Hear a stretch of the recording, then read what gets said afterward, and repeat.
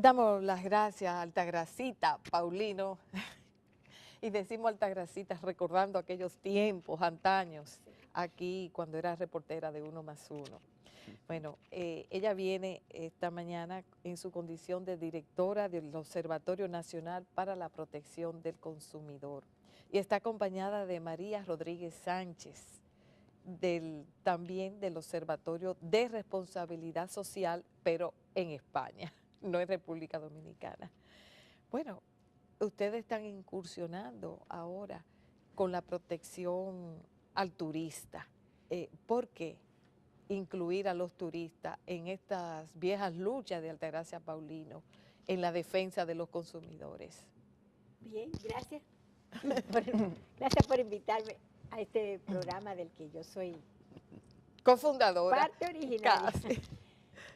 Realmente el turista en todos los eventos internacionales de la Consumer International, del ISPE, es una preocupación y sale en todos los puntos de agenda porque es el consumidor global más vulnerable de todos los consumidores. Primero es un consumidor.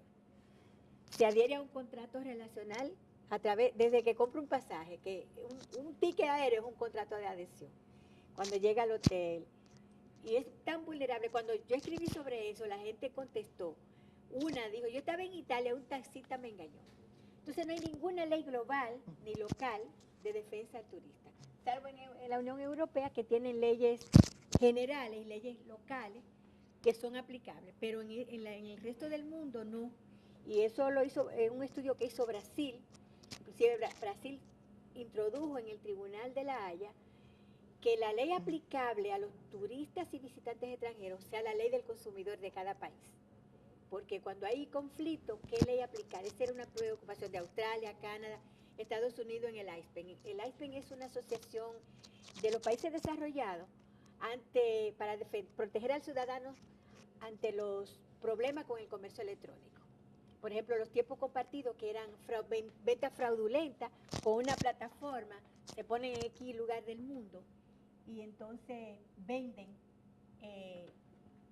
tiempo compartido. O sea, te venden una semana en un hotel y cuando viene la gente, y cuando yo estaba en Proconsumidor lo comprobé, viene al hotel a buscar con su familia.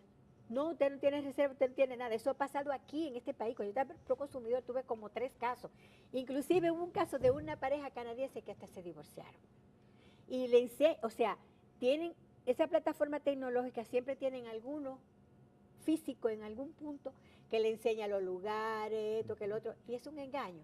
Y eso pasó mucho en México. Bueno, pasó tanto que formaron el ISPE en Australia, Canadá, Estados Unidos, y había gente de la Unión Europea y de la OCDE, que yo fui a varios eventos con ese problema. O sea, el turista es un consumidor vulnerable.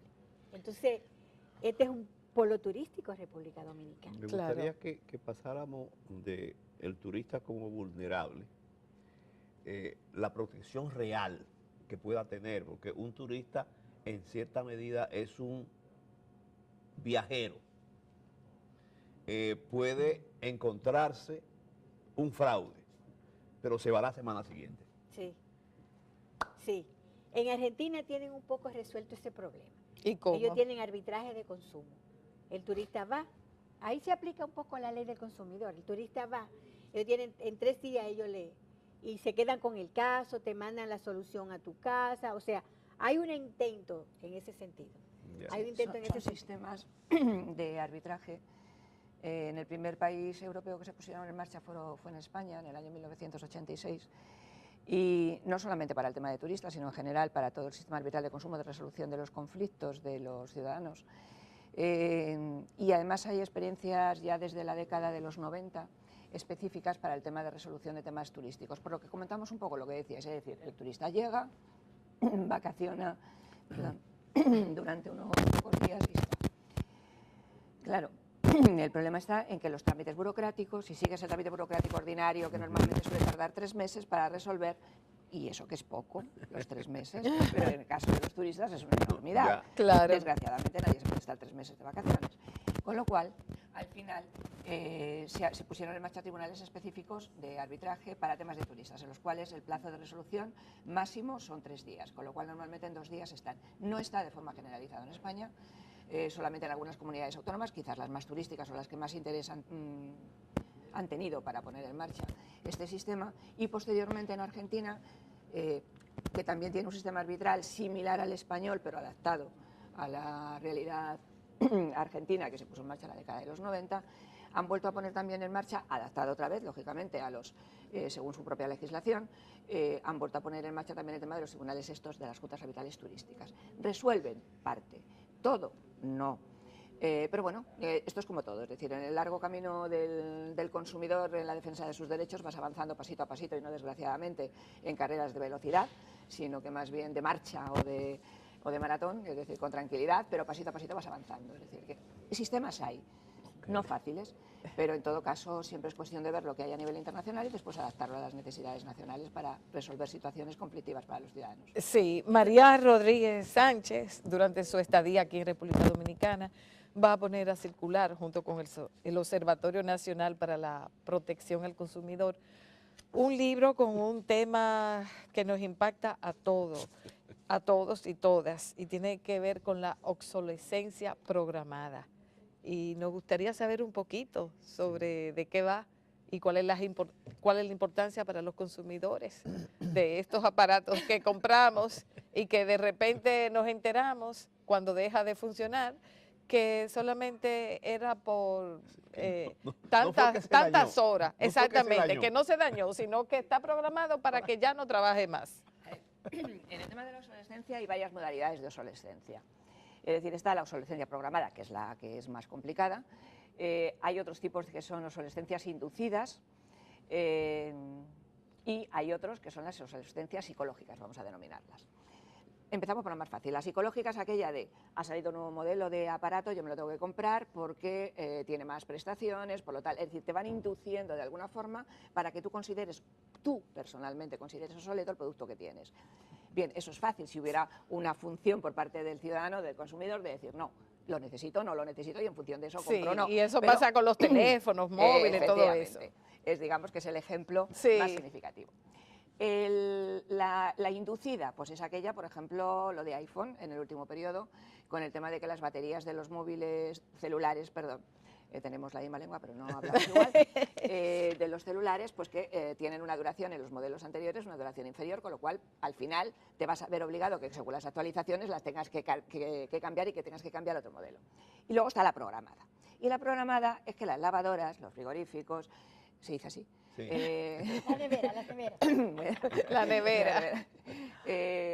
Bueno, todos los electrodomésticos, por ejemplo, que tenemos en casa, el aspirador, cualquier cosa, tiene una vida útil programada. También los ordenadores, las impresoras, es decir, que no es solamente en el tema de electrodomésticos de línea blanca o televisiones de línea marrón o en productos electrónicos, y ya se fabrican sabiendo que va a tener una vida útil determinada, al cabo de la cual ya no van a funcionar. Pero además, aparte de eso, es que encima no hay piezas de recambio. Es decir, aunque tú quisieras poderlo arreglar, el problema es que como no hay ninguna legislación, por ejemplo, en el marco de la Unión Europea tienen la obligación de tener las piezas de recambio de los diferentes modelos que se van poniendo en el mercado de todos estos productos durante 2 años. El periodo de vida útil sabemos perfectamente que es 10. Bueno, a lo mejor tienes suerte y te llega a 12, pero vamos, normalmente son 10 años, 12 años. Pero tú tienes solamente piezas para 2 años, es decir, que si se te estropea después, ¿qué haces? Y eso sin hablar de aquellos otros productos en los que se te imposibilita por la propia configuración que han hecho en el diseño del producto de que no puedas sacar nada, porque o sacas todo, esto es como lo de los coches. Antes eran las bujías, el no sé qué, y podías ir arreglando poquito a poco. Ahora sacas este pack y metes este pack. Con lo cual no tienes otra posibilidad, porque no tienes posibilidad real de poder arreglar. Entonces, por ejemplo, en el marco de la Unión Europea en este momento, Francia ha sido el país que más avanzado está este tema, después de un dictamen, un informe del Consejo Económico y Social Europeo, en el cual se proponían una serie de medidas y de alternativas, también además para favorecer el que se pudieran arreglar los aparatos. Por lo tanto, también creas puestos de trabajo relacionado con ese tema y además eliminas residuos electrónicos. Y Francia, aprovechando una transposición que tenía que hacer de una directiva europea de la Ley de Eficiencia Energética, ha sacado una ley hace 3 años en la que dice que todo aquello que se pueda demostrar que realmente ha sido un producto que ha sido programado de tal forma, o sea, fabricado de tal forma que no cumpla con los objetivos de que no haya una obsolescencia previamente puesta, es declarado responsable la empresa, incluso con penas de cárcel, es decir, por la vía penal. Es decir, yo creo que es una de las iniciativas más interesantes que hay, es la única por ahora, en el marco de, aunque hay otras iniciativas en otros países diferentes, pero... es la más drástica, es la más drástica. 2 años de cárcel le caben. Wow. O sea, y yo creo además que desgraciadamente muchas veces si no tienes algo punitivo, es decir, algo que te pueda afectar, no hay forma de ir adelante. También es cierto que cada vez lo que tiene que haber es más conocimiento por parte de la gente, porque muchas veces hablas y dices, ¿obsole qué? Sí, sí, y no saben. Esa obsolescencia programada, me gustaría que profundizara en esto. ¿Es programada por limitaciones de los materiales o porque se toma la decisión de que no debe durar tanto, porque entonces no fabricamos? Efectivamente, se toma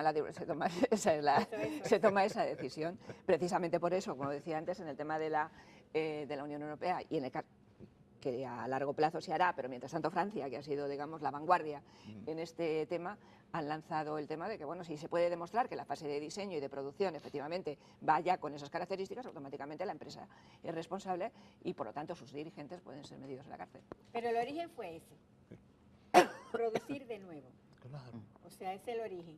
De todas maneras, hay otros aspectos, y me imagino que Francia lo asumió por eso. El Acuerdo de París sobre el cambio climático, Sí, esa cosa sí. tiene que ver con eso. Sí. ¿Dónde van todas esas chatarras? ¿Dónde van todos esos Exactamente. ¿Dónde las votamos? Por ejemplo, en este Precisamente, país. Las Naciones Unidas, la Universidad de las Naciones Unidas propuso a los gobiernos política pública para esos desechos, porque solamente 41 países lo están reciclando. O sea que tenemos 60 y pico de países que no lo están haciendo. ¿Dónde están todas esas chatarras? E inclusive hay un estudio de la misma universidad que dice que, por ejemplo, los celulares, las computadoras, tienen cantidad de metales preciosos, oro, plata, platino, en todo. Y que la gente al extraerlo, entonces produce otro contaminante que le pueden hasta costar la vida, porque hay elementos químicos que intervienen en el proceso. Entonces hay que tener una política pública para eso. ¿Dónde van? Hay empresas responsables que tienen conciencia y, bueno, ponme la pila aquí, ponme el aparato aquí, la pantalla allí, pero eso no hay, eso lo hacen... Estamos huérfanos sí, aquí. o sea, No. no porque haya una política. Y precisamente queremos llamar la atención de esto.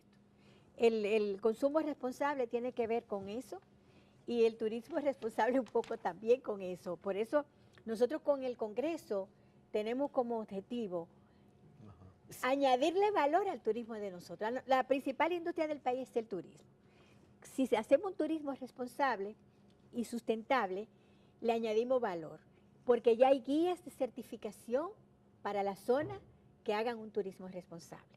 Por eso este congreso está dirigido a los alcaldes, a los gobiernos locales, porque los gobiernos locales son los que tienen, o lo que deberían tener, el control del patrimonio local. O sea, si tiene un río, si tiene una playa, la historia, rescatarla, recuperarla, para añadir la gastronomía, para añadirle Sí, valor. claro, la Siempre artesanía. me acuerdo de Adalberto que dijo en un documental que hizo aquí que somos un continente en miniatura, y es de verdad. Yo para este congreso, yo tengo 1 año investigando todo lo que hay en este país, y ciertamente somos un continente en miniatura. Tenemos microclima, tenemos zona desértica, bosque húmedo tropical, y en cada uno hay un ecosistema que te provee cosas que son solamente de ahí, hasta planta medicinal. O sea, hay muchas cosas que la gente se le añade a eso. Por ejemplo, aquí en la capital, que qué bueno que estás recuperando la zona colonial. Miren aquí, Montesino. Nosotros entendemos, lo pusimos ahí en nuestra línea gráfica del programa. Pusimos a Montesino. ¿Tú sabes por qué? Porque la Estatua de la Libertad de Nueva York, cada ciudad tiene un símbolo. Montesino, nosotros somos dominicanos por los dominicos. El Sermón de Adviento fue la primera declaración de derechos humanos en este lado del planeta. Y de acuerdo a los dominicos, nosotros tenemos un día enterito de historia. Si se hace un museo a Montesino, la gente no solamente va a ver la estatua, sino conocer 500 años de historia que hay ahí. Bueno, hay que recordarle al Ayuntamiento del Distrito Nacional la promesa de campaña del actual alcalde, Eso debe que ser. se refirió al rescate de esa zona O sea, de quien Montesinos. viene a la ciudad no solamente enseñar el Alcázar de Colón, más que el Alcázar de Colón, hay un patrimonio intangible, histórico, que fue las palabras de libertad, por primera vez en este lado de la isla. Precisamente México dona Sí, al país en el 78 ese monumento. en el gobierno de Antonio Guzmán. Sí, en el 78 lo dona, Sí.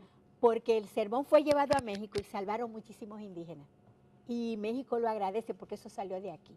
Esa es parte de 500 años de historia que le podemos contar a los turistas y visitantes extranjeros. Cuando Eso es hablamos parte de- del turismo responsable y sostenible. Cuando hablamos de turismo responsable y sustentable, ¿de qué estamos hablando?